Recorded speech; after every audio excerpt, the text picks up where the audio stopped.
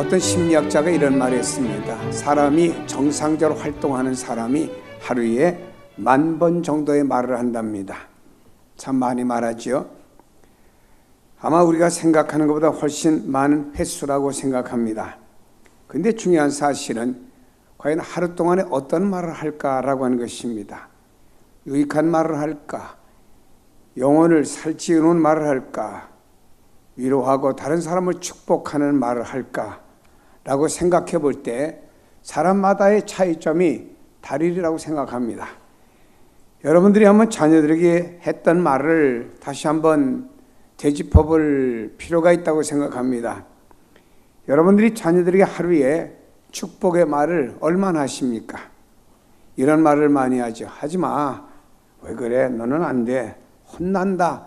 이런 얘기들을 많이 하다 보니까 엄마의 하는 말은 아이들이 잔소리꾼의 말로 아이들이 받아들입니다. 우리가 이웃들에 대해서는 어떤 말들을 하고 삽니까? 왠지 우리 안에 부정적인 마음이 꼬여가지고 다른 사람 비판하고 정죄하는 말에 우리 자신들이 길들여져 있지 않은가? 때로는 탄식하고 비판해야 될 때도 있지만 우리는 그들에게 축복하는 말을 많이 해야 합니다. 우리 그리스도인들은 정죄하는 사람들이 아닙니다. 우리 그리스도인들은 복을 빌어주는 사람들이죠. 로마서 12장 14절에 말씀하기를 너희를 박해하는 자를 축복하라. 축복하고 저주하지 말라. 이것이 구원받은 자로서 우리가 해야 될 도리고 사명이라고 말씀하고 있습니다. 성경은 원수까지도 사랑하라고 말씀하고 있습니다. 예수님께서도 제자들을 전도하러 보내면서 내가 양을 이리 가운데 보내는 것 같다 라고 말씀하시면서 주님은 이렇게 말씀했습니다. 어느 집에 들어가든지 그 집에 평안을 빌어 주어라. 그 집에 들어가면 제일 먼저 평안을 비는 말을 먼저 하라고 예수님이 말씀하셨습니다. 고린도후서 5장 18절에 말씀하기를 우리에게 화목하게 하는 직분을 주셨으니라고 말씀합니다. 하나님께서 우리에게 귀한 직분을 주셨는데 그 직분은 화목케 하는 직분을 주셨다라고 말씀하고 있습니다. 화목케 하는 것이 성도들의 사명이라는 말씀입니다. 여러분, 우리가 있는 상대를 위해서 얼마나 화평의 복을 빌어 주었는가, 그리고 이렇게 빌면서 사는가 한번 생각해 볼 때 부끄러움이 많습니다. 제2차 세계대전 한창 진행될 때 영국과 독일이 싸웁니다. 그때 나중에는 너무너무 치열해 갖고 육탄전이 벌어지게 되었습니다. 그때 한 영국군 병사가 독일 병사의 총검에 찔려서 죽어가게 됩니다. 그때 영국군 병사가 독일 병사의 독일 병사를 총검으로 찔렀죠. 막 칼로 찔르니까. 그때 칼에 찔린 독일의 병사가 자신의 주머니에서 요한복음이나 쪽복음이 담긴 것을 꺼내서 자신을 찌른 그 영국 병사에게 건너 주었습니다. 당신이 이것을 가지고 먹고 마셔서 영원히 살기를 바랍니다. 이 말을 남기고는 죽었습니다. 이건 실화의 얘기입니다. 참으로 우리가 이 한 사건을 통해서 우리는 큰 감동을 받잖아요. 자신을 찔러 죽인 사람을 향해서 복을 비는 것, 이것이 그리스도인이다 이 말이에요. 여러분, 우리는 나에게 피해를 주는 사람에게 바락바락 대들고 같이 저주하면서 인과응보라는 말을 합니다. 여러분, 이건 그리스도인의 삶은 아닙니다. 원수를 사랑하고 용서하는 원리의 축복을 비는 것이 바로 그리스도인의 삶이라고 성경은 가르치고 있습니다. 이제 그리스도의 이름으로 여러분들이 모든 사람에게 축복을 비는 삶을 사시기를 축원합니다. 여러분의 언어에는 축복의 언어가 많아지기를 원합니다. 모든 사람을 축복하는 언어가 많아지기를 원합니다. 여러분, 이렇게 축복하며 삽시다. 오늘 본문 말씀은 하나님께서 제사장으로 하여금 이스라엘 백성들에게 축복하라고 말씀했습니다. 그래서 본문 말씀을 축복의 선언문이라고 부릅니다. 하나님께서는 제사장들에게 축복의 말을 그 백성들에게 많이 하라고 그랬습니다. 그러면은 아론과 그의 아들들, 곧 제사장들이 백성들을 축복하는 것입니다. 이것이 제자들에게 주어진 대단한 권위요 축복문입니다. 여러분이요, 오늘날도 주의 종들이 성도들에게서 축복을 비는 것은 대단히 큰 의미가 있습니다. 하나님께서는요, 여기 이스라엘 백성들을 향해서 제사장들이 축복을 빌 때, 제사장들 축복을 비는 말만 하지만 축복을 빌 때 하나님이 그 배후에서 그들을 축복해 준다고, 말대로 축복해 준다고 약속하셨습니다. 우리 성도들을 가리켜서는 일반적인 제사장이라고 부릅니다. 그래서 이것을 가리켜 만인 제사장설 이렇게 부릅니다. 여러분, 우리가 제사를 집례하고 예배를 집례하는 것은 성도들이 아닙니다.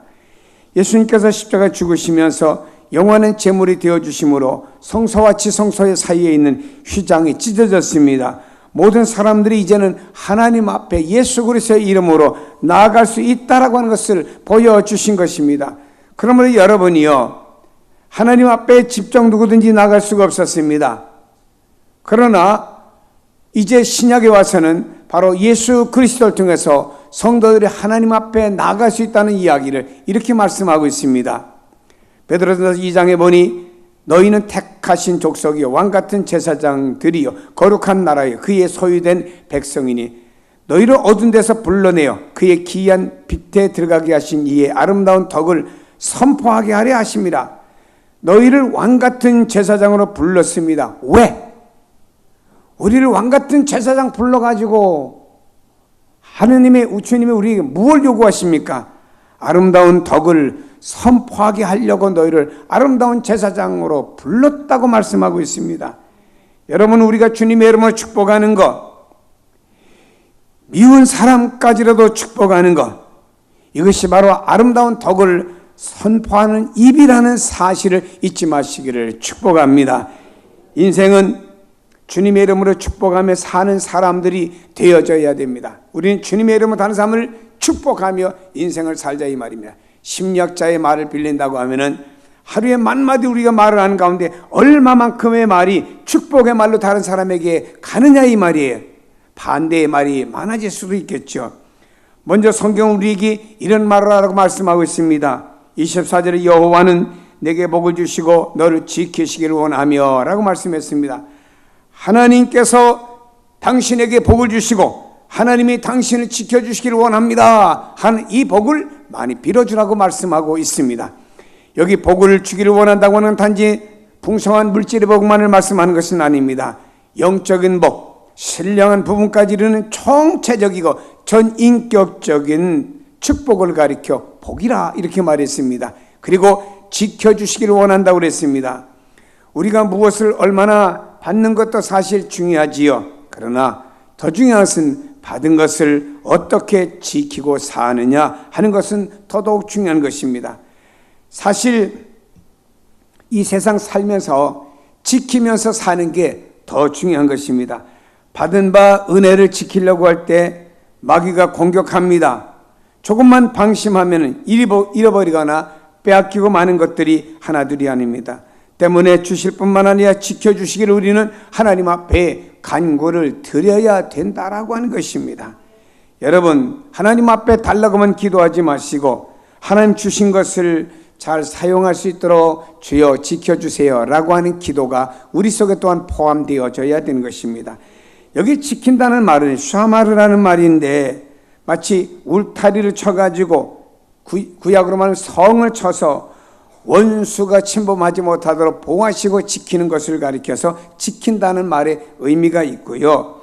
아담과 하와가 범죄한 다음에 그들을 에덴 동산에서 내어 쫓았습니다. 그리고 하나님께서 에덴 동산을 그룹과 두루 도는 화영검으로 두어서 생명나무를 길게 지켜주신다 그랬습니다. 다시 말해 에덴 동산을 누구든지 들어오지 못하도록 하나님께서 이렇게 그룹을 세워가지고 지켜주신다라고 말씀했습니다. 이것이 성경의 오늘 본문 말씀에 지킨다고 하는 말씀과 같은 맥락의 말씀이 되는 것입니다.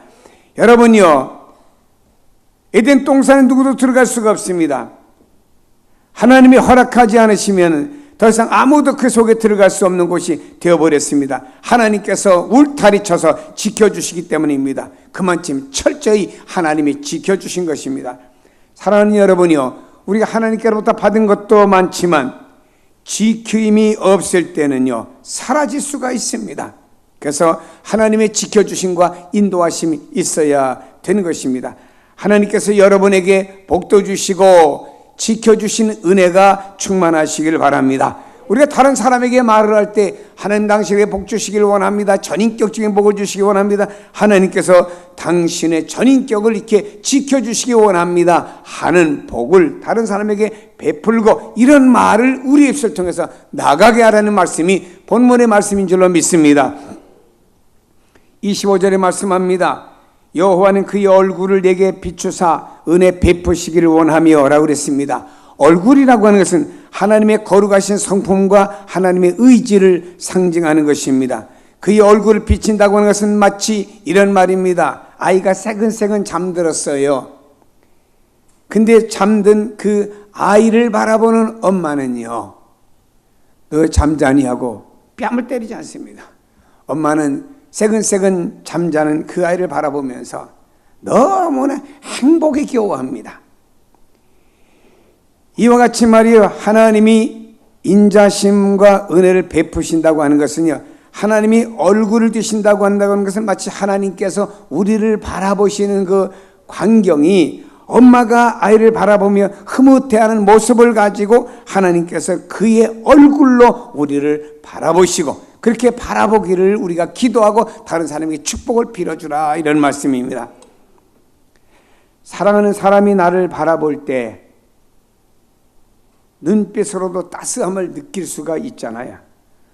그러나 사람이 얼굴을 돌리면 얼마나 차갑고 냉정한지 모릅니다. 늘 마음을 주던 사람이 외면할 때 참 고통스러워요. 부부가 사랑하잖아요. 근데 그 부부가 서로 외면해 보세요. 저녁이 되면 한 사람은 이 방에, 한 사람은 이 방에. 얼마나 힘들겠습니까? 그럴 때는요, 뭐 여러 가지 말을 해도 누가 의로우냐는 떠나서 둘 다가 힘든 건 사실이죠. 남편이 저녁에 집으로 귀가를 하는데 부인이 일을 하다가 문이 열리니까 쓱 돌아봅니다. 보기 싫은 남편이 들어오니까 고개를 휙 돌립니다. 그때 그 하루 일을 마치고 왔던 남편이 그 모습을 보면서 어떻게 했습니까? 굉장히 썰렁해서 추운 겨울의 감정을 느끼지 않겠습니까? 이건 피차 고통스러운 거예요. 만일에 하나님께서 말입니다, 우리를 부부싸움하고 외면하듯이 하나님께서 우리를 외면하신다고 하면 어떨까요? 이것을 알기에 다윗은 하나님 앞에 죄를 지은 다음에 이렇게 하나님 앞에 호소하는 기도를 드립니다. 주의 얼굴을 내 죄에서 돌이키시고 내 모든 죄악을 지워주소서. 하나님이여, 내 속에 정한 마음을 창조하시고 내 안에 정직한 영을 새롭게 하소서. 나를 주 앞에서 쫓아내지 마시고 주의 성령을 내게서 거두지 말아주세요 라고 고백했습니다. 이 말을 다른 말로 말하면 이런 말씀입니다. 주님의 따스한 얼굴을 내게 비춰주시고 내 안에 새로운 영을 허락해 주세요. 주님께서 성령을 거둬가시고, 주님께서 성령을 거둬가시고 영원히 얼굴을 돌리신다고 하면 나는 살 수가 없습니다, 이런 뜻입니다. 다윗은 하나님의 얼굴이 자신에게 돌아설까 무척이나 불안하고 초조했습니다.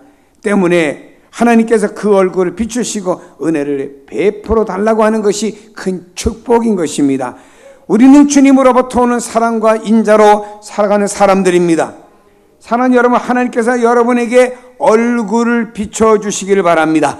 하나님께서 여러분에게 은혜를 베풀어 주시기를 바랍니다. 또한 우리는 다른 사람에게 하나님께서 당신에게 얼굴을 비춰주시고 당신에게 은혜를 베풀어 주기를 원합니다, 이 말로 다른 사람을 축복해 주시기를 바랍니다. 26절에 보니 여호와는 그 얼굴을 내게로 향하여 드사 평강 주시기를 원하노라 할지니라 그랬습니다. 하나님의 얼굴이 내게로 향하여 드사라고 그랬습니다. 얼굴을 든다고 하는 것은 훨씬 특별하고도 적극적인 의미를 표현하는 것입니다. 하나님의 특별한 관심을 의미할 때 얼굴을 드사라고 성경은 표현을 했습니다. 사랑하는 여러분이요, 스데반이 순교를 하게 될 때 주님께서 하나님 보좌 우편에 일어섰습니다. 그리고 그 주님의 얼굴이 순교하는 스데반의 모습을 향해서 얼굴이 들었습니다. 이건 특별한 관심인 거예요. 그 관심을 통해서 우리에게 평강의 축복을 기원하고 있는 것입니다. 다른 것은 몰라도 하나님의 평강만 있으면 우리는 행복합니다. 다른 게 다 있어도 평강이 없다고 하면 갈등과 고통과 불행한 삶을 살 수밖에 없어요. 여수아 리프맨이라는 사람이 소설을 썼습니다. 마음의 평안이라는 소설을 써서 아주 베스트셀러가 되었습니다. 이 책의 주인공은요, 어떤 노인 어르신을 찾아가서 자신에게 원한 걸 말했습니다. 그래서 그 노인이 말합니다. 젊은이, 당신이 원하는 게 뭐냐라고 물었을 때 젊은이가 말합니다. 첫째, 건강입니다. 둘째, 재물입니다. 셋째, 미모입니다. 넷째, 재능입니다. 다섯째, 권력입니다. 여섯째, 명예입니다. 자기의 소원을 다 말한 이 소원을 들은 노인이 이 젊은이를 지극히 바라보면서 이렇게 말했습니다. 청년, 그것이 자네를 만족시켜 줄 수 있다고 생각하는가? 거기에 평안이 없으면 아무것도 즐길 수가 없다네 라는 말을 했습니다. 다시 말해 평안의 삶이 가장 기본적인 축복이라는 말씀입니다. 평안의 삶은요, 가장 근원적인 필수입니다. 근데 이것이 어디서 얻습니까? 재물이 많다고 평안합니까? 어떤 사람은 재물은 많은데 건강을 잊어버리니까 평안이 없더라고요. 여러분, 이것이 어디서 얻어집니까? 사람에서 얻어집니까? 오늘에 친했던 사람이 내일에 돌아서는 사람이 됩니다. 이것이 어디서 얻어지면 권력에서 얻어집니까? 권력. 얻었다고 해도 그 권력을 얻은 바람에 다른 것을 잊어버리면요, 그 사람은 평안이 없는 것입니다. 사람에게 진정한 평안은 바로 하나님께로부터 오는 줄로 믿으시기를 바랍니다. 평안이 어디서 오는지 성경 두 곳을 한번 보겠습니다. 빌립보서 3장 6절에 보면 이렇게 말씀합니다. 다 같이 한번 읽어봅니다. 시작. 열심으로 7절을 읽습니다.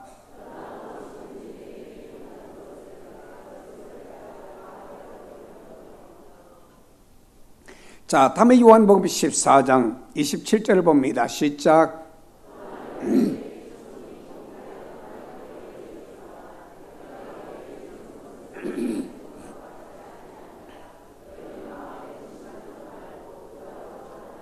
예, 성경 우리에게 뭐라고 말씀하고 있습니까? 이렇게 말씀하고 있습니다. 세상 사람들은요, 나름대로의 평안의 기준이 있지만 성경은 시편에도 말씀합니다. 나 여호와가 너에게 주는 평안은 세상의 농사가 잘 되고 가축이 잘 돼가지고 가축의 우리를 더 많이 넓게 넓혀가지고 더 많은 가축 숫자가 늘었습니다.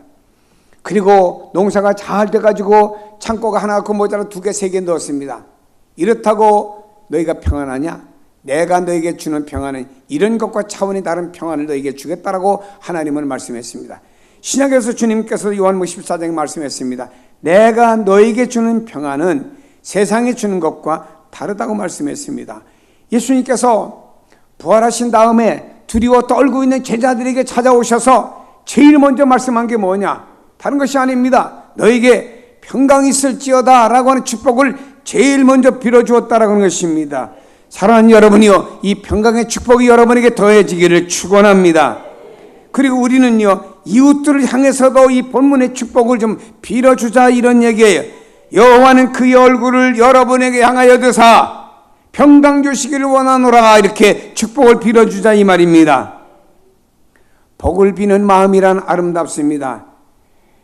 페일바할이라는 분은 복을 비는 마음이라는 시를 썼습니다. 그의 시에 보면 이렇게 일부가 노래되고 있습니다. 내가 당신에게 축복이라는 말로 복을 비는 마음은 쟁기가 지나간 그 자리에 반드시 열매가 맺기를 바라는 마음이며 미리삭 틀 틈에서 꽃들이 자라나기를 바라는 마음입니다 라고 이렇게 아름답게 시적으로 묘사를 했습니다. 이러한 마음이기에 우리는 배려할 수 있고 베풀 수 있으며 기다릴 수 있고 위로할 수가 있습니다. 그리고 거기에 승리가 있습니다. 복을 비는 사람은요, 최종적인 승리자가 되는 것입니다. 사랑하는 여러분, 골고다 언덕의 진정한 승리자가 누굽니까? 골고다는 해골의 골짜기라는 뜻입니다. 그 언덕, 그 골짜기는 죄수들의 그저 사형 현장입니다. 그리고 죄수들의 무덤이에요. 그 골짜기는 밤에 누구도 가기를 원치 않는 골짜기입니다. 이곳에서 주님이 십자가에 달려 죽으셨습니다. 대제사장들과 바리새인들과 유대인들 그리고 로마 병사들은 말입니다, 예수님은 십자가에 매다는 순간 우리가 승리했다. 예수님을 무덤에다가 가두는 순간, 이제 큰 돌을 거기다가 막는 순간에 우리는 승리했다. 이제부터 우리의 발 쭉 뻗고 달자. 우리가 믿었던 우리의 신앙만이 참 신앙이다 라고 하면서 바리새인과 제사장들은 기뻐했을는지는 모릅니다. 그러나 주님께서는 말입니다, 자기를 미워하고 증오하고 자기를 십자가에 못 박고 그 밑에서 그 주님의 마지막의 모습을 즐기며 저렇게 예수가 죽어간다고, 하나님의 아들이 저렇게 죽어간다고 야유를 퍼붓는 그 사람들을 주님은 최후의 순간에 양손에 못 박히고 양발에 못 박히고 옆구리에 창 박혀 힘든 그 순간에서도 주님은요 하늘을 우러버리시고 그 사람들을 우러러 바라보면서 이렇게 기도하셨습니다. 아버지여, 저들을 용서해 주시옵소서. 자기들이 하는 일을 알지 못함이니이다. 주님은 십자가에서 자기를 못 받고 자기를 저주하고 있는 그 사람들을 향해서 주님은 지금 축복을 빌고 있는 것입니다. 축복하고 있는 것입니다. 주님은 저들을 용서하셨습니다. 오히려 축복하는 이런 주님의 모습, 이런 주님이 승리자였고요, 결국에 주님께서는 이렇게 죽으신 걸로 끝난 것이 아닙니다. 사망에서 승리하는 부활의 역사가 예수 그리스도에게 임한 줄로 믿습니다. 여러분이요, 그러므로 주님을 못 박은 해골이라고 하는 언덕이 예수님으로 말미암아 예수님을 믿고 예수님의 십자가를 바라봄으로 구원받기 때문에 생명의 골짜기로, 생명의 언덕으로 바뀌어진 줄로 믿습니다. 히브리 사람들에게는 죽음의 골짜기지만 우리 예수를 믿는 그리스도인들에게는 생명이 시작되는 골짜기입니다. 그리고 십자가는 하나님의 지혜고 하나님의 능력입니다. 예수님께서 십자가 위에서 사랑과 축복으로 승리하셨다고 하는 걸 기억하시고 여러분도 이런 사람이 되시기를 축복합니다. 이런 이야기는 여러분들이 많이 들으셨으리라고 생각합니다. 유명한 공원이 있습니다. 그 공원에서 실제로 시험한 내용입니다. 나무를 12그루를 심어놨습니다. 맨 먼저 있는 나무는 베드로, 맨 마지막에 있는 나무는 가룟 유다. 똑같이 물을 주었습니다. 똑같이 관리를 했습니다. 근데 사람들이 공원에 와서 지나가다가 말입니다, 여기 있는 베드로 나무를 보고는 덕담을 합니다. 당신 고맙다고, 참 당신으로 말미암아 복음이 전해졌고 당신이 이렇게 복음 전하다 순교했다고 고맙다고 덕담을 합니다. 그리고 맨 마지막에 있는 가룟 유다 나무는 사람들이 지나가다가 한마디씩 저주를 합니다. 6개월이 지났습니다. 나무들이 자라는데 베드로라고 이름한 나무는 잘 자라는데 가룟 유다라고 이름한 나무는 시들시들하고 말라 죽더라 이 말이면, 똑같은 환경에서 똑같은 종류의 나무를 심었는데 어떻게 이런 결과가 나옵니까? 세상의 식물도 칭찬과 저주를 압니다. 사람들은 어떻겠습니까? 축복을 받고 자란 사람과 늘 욕만 먹고 저주를 받으며 자란 사람들의 삶은 다릅니다. 그래서 여러분이 이 땅의 사회를 어둡게 만드는 사람들을 보면요, 그들의 성장 과정 속에 이런 문제가 나오는 것을 우리가 볼 수가 있습니다. 여러분, 자녀들을 마음껏 축복하시기를 바랍니다. 자녀들을 마음껏 축복하시길 바랍니다. 부모의 요구대로 안 되어도 축복을 하세요. 내 요구대로 안 될는지 몰라도 하나님은 그 자녀를 향한 하나님의 계획과 섭리가 있기 때문에 축복을 해야지. 야, 너를 낳고 미역국 먹은 내가 잘못됐다. 너를 낳고 내가 시래국을 먹었어야 마땅한데. 야, 그 자녀들을 위해서 말 못할 말들은 계속 부모가 퍼붓습니다. 자녀는 자녀라고 하는 죄 때문에 그냥 들어줍니다. 어떤 자녀는 또 반항도 합니다. 그러지 마세요. 마음껏 축복하세요. 부모의 기대치에 못 미쳐도 그들을 축복해 주세요. 그런 축복을 먹고 자란 자녀들은 인격과 모두 형성되는 과정들이 다르다 이 말입니다. 그래서 계속해서 우리는 주의 이름으로 축복을 비는 것입니다. 이웃을 축복하시길 바랍니다. 성도들을 축복하시길 바랍니다. 친구들을 축복하시기 바랍니다. 내가 만나는 모든 사람들을 여러분 축복하시길 바랍니다. 그러면 내가 다른 사람들 축복하잖아요. 그러면 그 축복이 나에게도 임합니다. 우리가 복을 빌 때 하나님께서 우리의 비는 복을 들어주십니다. 성경 말씀합니다. 이같이 내 이름으로 이스라엘 자손에게 축복할지니 내가 그들에게 복을 주리라. 이스라엘 자손들에게 제사장들이 하나님의 이름으로 복을 베풀어 줍니다. 당신들에게 축복이 있을지어다 하고 베풀어 주면 하나님이 그 복을 주시는 거예요. 여기 있는 제사장들은 입술로 축복을 빌 뿐이고 그 복이 진짜 임하게 하시는 분은 하나님이시라고 말씀하고 있습니다.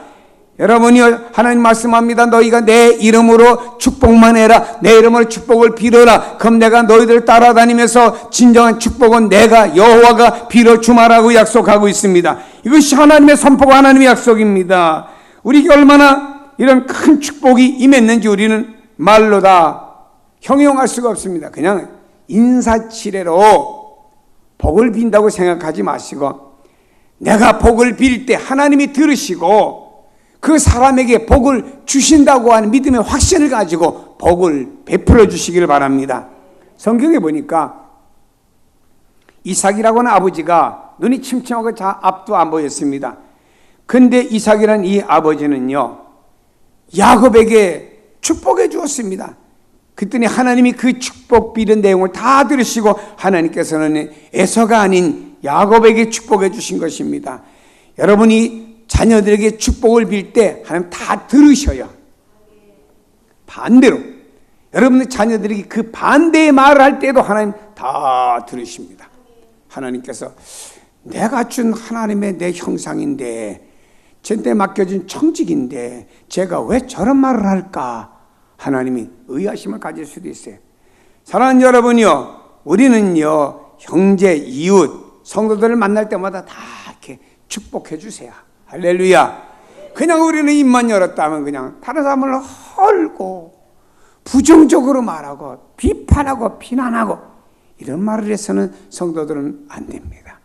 그저 마음이 부글부글해도 입으로는 축복을 해주셔야 돼요.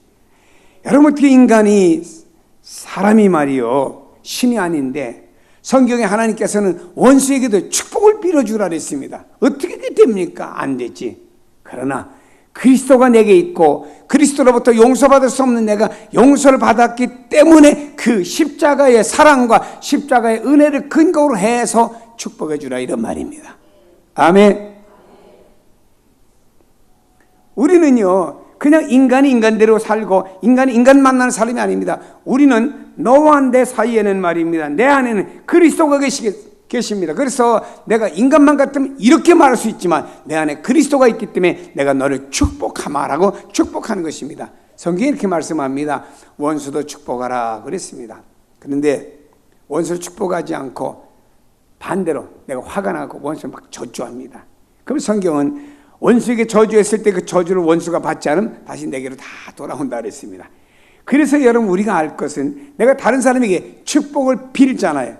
그럼 그 사람에게 축복만 임하는 것이 아닙니다. 하나님이 내게도 그 복이 임하도록 하기 때문에 이거 잘 알고 여러분 삶 속에 적용을 시킬 때 여러분이 복 있는 사람이 될 줄로 믿습니다. 그래서 자녀들을 축복하시길 바랍니다. 형제와 자매와 이웃과 성도들을 만날 때마다 그냥 축복해 주시기를 바랍니다. 하나님이 들어주시고 그 사람에게 축복해 주실 것입니다. 그리고 여러분이요 하나님께서 그 축복이 나에게도 오도록 역사한다는 사실을 믿고 그리고 잊어버리지 마시기를 바랍니다. 복을 빌어주세요. 목사라는 사람들이 별난 사람은 아니잖아요. 여러분과 똑같은 인간 아닙니까? 그러나 여러분 목사라는 사람들이 성경 찬송을 가지고 성도들의 집을 방문했습니다. 성경 하나님의 말씀을 가지고 여러분 가정에 축복을 비는 기도와 말씀과 그것을 목사 입을 통해서 나타납니다. 그러면은 나는 이 말씀을 가지고 축복을 빌 뿐이고 배후에서 하나님이 그 사람에게 축복해 주신다고 약속한 줄로 믿습니다. 그래서 이것이 귀한 것입니다. 여러분도 일생을 살아가면서 이건 대단히 중요한 것입니다. 환희 크로스비라는 사람은 유명한 찬송가 작사자죠. 그가요 엄청난 찬송시를 많이 썼습니다. 그분이 만든 찬송이 뭐지요? 예수로 나의 구주 삼고 오 놀라운 구세주 내 주 예수 나의 갈 길 다갔다. 이 바니 크로스비의 찬송시죠. 그는요 2000여 편의 찬송시를 썼습니다. 그런데요 이 크로스비가 어떤 사람인가요? 태어난 지 6개월 만에 시력을 잊어버렸습니다. 그리고 시각장애인으로 92년을 산 사람이에요. 그러나 그는 행복한 삶을 산 사람이에요. 여러분 어떻게 앞이 안 보이는데 행복한 삶을 산다고 말할 수 있겠습니까? 그녀는 이렇게 말합니다. 늘 자기는 안 보이지만 자기 앞에 누군가가 오면은 당신의 영혼에 하나님의 은총이 함께 하시길 바랍니다. 다른 사람에게 만나는 사람마다 누구를 만나든지 간에 자기 육신의 눈으로는 안 보이지만 그는 말하기를 당신의 영혼에 하나님의 은총이 함께 하시길 바랍니다. 이렇게 축복을 빌어주었어요. 그게 그의 인사였습니다. 그는 노년에 이런 글을 남겼습니다. 내가 이 인사로 말미암아 은총을 받은 것은 오히려 나 크로스비였습니다라고 말했습니다. 그렇습니다. 우리는요 주님의 이름으로 축복을 빌어줍니다. 다른 사람에게 축복을 빌어줍니다. 그러나 축복을 빌어주는 나는 끝난 것이 아니고 축복을 빌어주면 하나님께 그 사람에게 축복을 해주고요 나도 그런 축복을 받게 된다는 사실입니다. 사랑하는 여러분, 우리가 예수 믿는 것은요 믿고 관념적이고 철학적으로 머리만 남아있는 것이 아닙니다. 믿음은 실천이에요. 실천이 없는 믿음은 죽은 믿음이고 살아 역사하는 믿음이 아닙니다. 하나님의 말씀을 우리가 실천하게 될 때, 우리 삶 속에 적용하게 될 때 그 말씀이 살아 역사하는 능력의 축복의 권세의 말씀이 되는 거예요. 그래서 우리는 이 말씀을 가지고 살아야 돼요. 그러면 성경에 뭐라고 말씀합니까? 다른 사람이 축복을 빌어주라면 요 입이 어제까지 그냥 나쁜 말을 많이 했습니다. 막 입이 근질근질합니다. 또 나쁜 말을 하려고. 그때 여러분 심장 안에 그리스도께서 너는 다른 사람에게 축복을 빌어주거라 라고 말씀하지 않습니까? 그러면 그 말씀에 의해서 축복을 빌어주세요.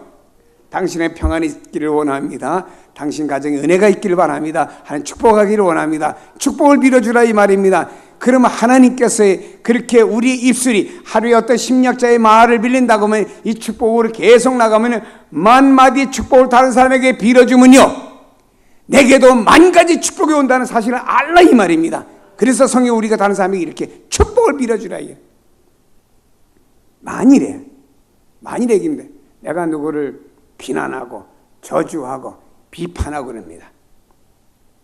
그 다음 어떡하죠? 저는 성경을 보면서 이스라엘 백성이 광야에서 그렇게 살았어요. 하나님을 원망하고 모세를 비판하고. 야 모세야, 애굽에서 우리가 비록 남의 종은 되었지만 우리의 삶에는 그런 대로 그래도 괜찮았는데 왜 우리를 이것까지 이끌어왔고 왜 우리를 개고생하게 만드냐? 현대적 표현은 그런 말이에요. 모세를 비판합니다. 모세를 판단하고. 어떻게 됐습니까? 그 사람들은요 그렇게 평가하고 판단하다가 자기들이 가나안 땅에 못 들어갔어요. 자기들이 못 들어갔습니다. 자기들이 축복 못 받은 거예요. 그래서 이게 중요한 겁니다. 내가 입 달렸기 때문에 모든 사람을 비판하고 허물하고 하는 거 좋고 할 수도 있고요. 그렇게 하거나 내가 우리 사람에게 부정적인 요소가 많기 때문에 시원할 수도 있습니다만은 그것이 하나님이 내게로 오는 축복이 차단이 되는 상태라고 하면 우리는 딱 닫아야죠.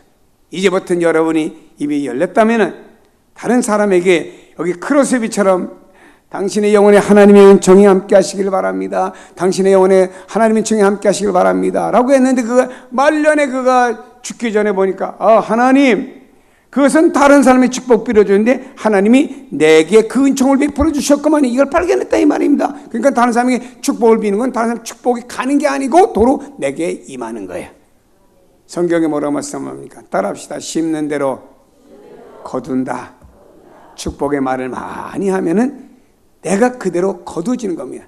여러분들 삶 속에 어떻게 자녀들, 이웃 사람들, 주변 사람들 만나면 다 마음에 듭니까? 그래도 여러분이요 그들에게 이제부터는 다 말을 바꿉시다. 그래서 모든 사람에게 만날 때마다 축복을 빕시다. 자녀들에게도 얘야 하고 자네가 또 성질이 나 그냥 딜이 할 상태인데도 또 말이 바뀌어집니다. 이웃 사람을 만났을 때 성도들 만났을 때 전과 같지 않고 말이 바뀌어집니다. 그래서 나는 하루에 10,000마디 말을 한다고 볼 때 10,000마디 말이 축복으로 바뀌어진다고 하면 하나님께서 오늘도 나에게 10,000가지의 축복을 주시는 은혜와 역사가 임할 줄로 믿기를 주의 이름으로 축복합니다. 기도하십니다.